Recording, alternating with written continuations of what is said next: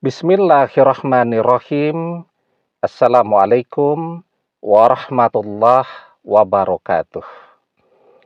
Bapak-bapak, ibu-ibu, mas-mas, mbak-mbak, khususnya adik-adikku sekalian yang dirahmati Allah dimanapun Anda berada. Kembali di IIP Channel bersama saya, IIP Wijayanto. Kali ini kita akan membahas tema 3 tanda jika mantan iri dengki kepadamu. Jadi sesungguhnya ketika manusia berinteraksi dengan orang lain, tumbuh di tengah-tengah lingkungannya, lingkungan keluarga, dan seterusnya, maka setiap manusia punya potensi untuk memiliki penyakit iri, dengki, atau juga sering diistilahkan sebagai hasad. Jadi para ulama mengatakan bahwa al-hasadu huwa tamanna zawalan nikmati an sahibiha. Hasad itu adalah menginginkan hilangnya nikmat yang ada pada diri orang lain. Nah, dan perpisahan itu umumnya akan memunculkan penyakit hati yang namanya iri, dengki, ataupun hasad. Maka ada 3 tanda ketika mantan itu iri dengki kepada kita. Tandanya yang pertama, mantan yang mengkhianati kita. Kalau berpisahnya baik-baik, sangat mungkin setelah perpisahan itu orang tetap peduli. Melihat mantannya terpuruk, dia ikut peduli, ikut membantu agar bisa bangkit lagi, dan seterusnya. Itu kalau pisahnya baik-baik. Tapi kalau pisahnya dengan dramatis, dengan pertengkaran, apalagi dengan pengkhianatan, nah itu biasanya akan memunculkan yang namanya penyakit hati hasad, dengki, iri, ya. Nah, kok mantan yang mengkhianati justru mantan yang iri dengki kepada kita? Jadi ketika dia mengkhianati itu kan dia berharap bisa mendapatkan seseorang yang lebih baik daripada kita. Sehingga ketika ternyata setelah perpisahan itu membuat kita justru lebih keren daripada pasangan yang bersamanya pada saat ini, nah itu tuh yang akan memunculkan rasa iri dan dengki di dalam hatinya. Nah, jadi biasanya mantan yang hasad, yang iri dengki, itu perpisahannya selalu diawali dengan pengkhianatan, ya. Kalau pisah baik-baik, ada tidak yang kemudian menjelma juga menjadi sifat iri dengki dan seterusnya? Ya, tentu saja ada kan, karena yang namanya potensi penyakit hasad di dalam hati manusia itu semuanya ada. Kalau mengkhianati, ada tidak yang kemudian bisa setelah itu berteman, bersahabat, kalau tidak balik lagi ya. Jadi mereka tetap terpisah tapi bisa berteman dan bersahabat. Sepertinya agak sulit ya.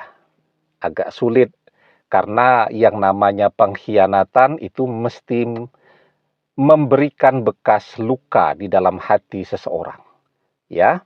Dan itu yang kemudian membuat orang sulit untuk bisa berteman, bersahabat kembali. Maka kalau biasanya dimulai dengan pengkhianatan, ya seterusnya akan saling berjauhan, bahkan juga mungkin akan bermusuhan, saling membenci, dan seterusnya. Sekarang bagaimana dengan kita yang dikhianati? Kita hasad tidak kepada dia? Ya bisa saja. Namanya juga orang yang dikhianati dan dizolimi.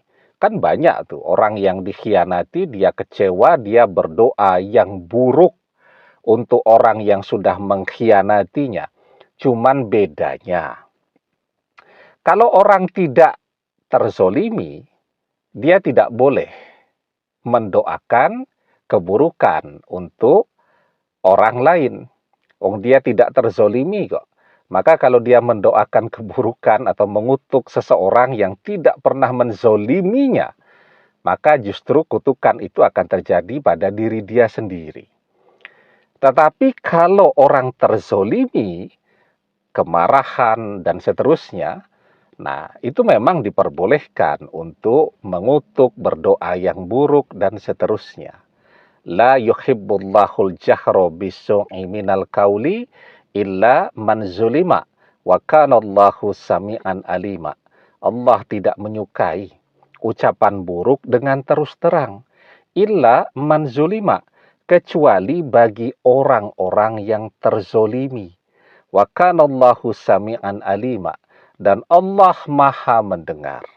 Allah maha mengetahui. Nah itu bedanya ya, antara doa yang buruk dari orang yang dikhianati dengan sifat hasad doa yang buruk dari orang yang justru mengkhianati. Nah, itu tandanya yang pertama.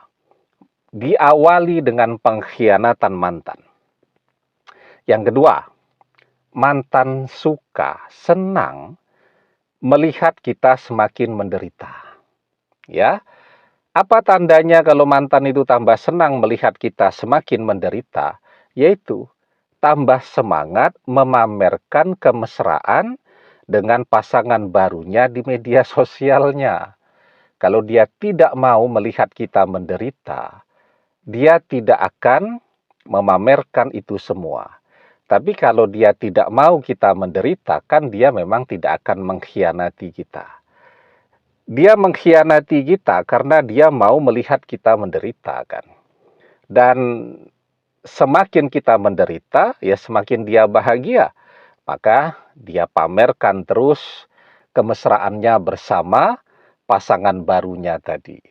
Dia tambah semangat untuk memamerkan orang ketiga di media sosialnya. Itu tandanya yang kedua. Tandanya yang ketiga, dia menderita, dia sengsara, dia merasa susah.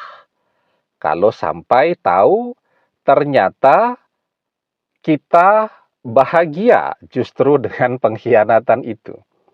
Kalau dia tahu kita tidak menderita dengan pengkhianatan itu, kalau dia tahu setelah dia mengkhianati kita, kita justru mendapatkan pengganti yang jauh lebih baik daripada dia.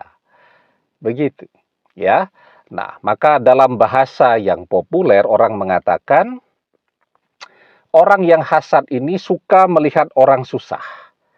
Dan susah jika melihat orang senang.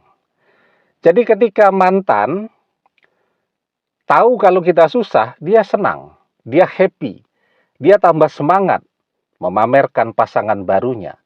Tapi ketika dia melihat kita dapat pengganti dia yang lebih keren daripada mantan, nah itu mantan jadi meriang tuh setiap hari, jadi susah dia.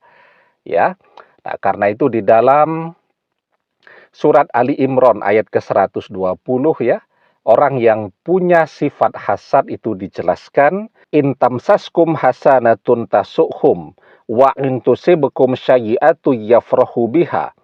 Jika kamu memperoleh kebaikan, niscaya mereka bersedih hati. Tetapi jika kamu mendapatkan bencana, mereka bergembira karenanya. Ya. Nah, karena itu jangan sampai mantan tambah gembira, kita harus bangkit, kita harus semangat menata hidup kita. Karena seiring dengan kesuksesan kita, peluang kita untuk mendapatkan pengganti yang jauh lebih keren daripada mantan itu akan terbuka lebar. Dan tadi rumusnya, ketika melihat kita bisa mendapatkan pengganti yang jauh lebih keren daripada dia, itu membuat mantan jadi susah dan meriang mungkin setiap hari. Demikian, semoga bermanfaat. Wallahu a'lam bissawab, billahi taufik wal hidayah. Assalamualaikum warahmatullahi wabarakatuh.